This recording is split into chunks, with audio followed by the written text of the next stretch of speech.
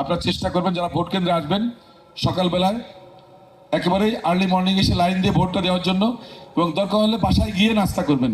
কিন্তু নাস্তা করে আসতে গেলে অনেক সময় বিশৃঙ্খলা হতে পারে, অনেক ঝামেলা হতে পারে। এই জন্য আর্লি মর্নিংয়ে আপনাদের সবাইকে অনুরোধ করব নিজে আসবেন, এবং আপনার বাড়ির চারপাশে যারা আছে, নিজের বাড়ি ডাইনে বামে সামনে পিছনে এই 5 বাড়ি যারা আছে তাদেরকে বলবেন, উৎসাহিত করবেন। আর আমি মনে করি আসলে আমি কখনো কারো কাছে ভোট চাই না।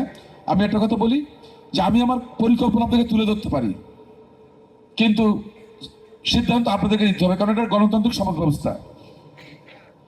আরেকজনকে যে ভোট দিবে তার প্রতি আমার শ্রদ্ধা থাকতে হবে।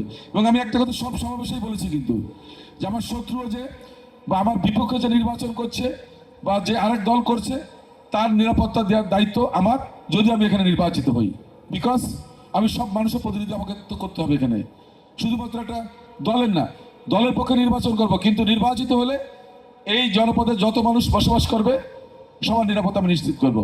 আরেকটা কথা আমি বলেছি যে 13 তারিখ থেকে আমি চাই এই জনপদের প্রত্যেকটা মানুষ যারা বাইরে আছে বিভিন্ন রাজনৈতিক তাদের কর্মকাণ্ডের কারণে, আমি চাই সবাই তার পরিবারের সাথে এসে সুন্দর মতো বসবাস করবে। যদি কেউ ক্রাইম করে, খারাপ কাজ করে, তার বিচার আইন অনুযায়ী হবে।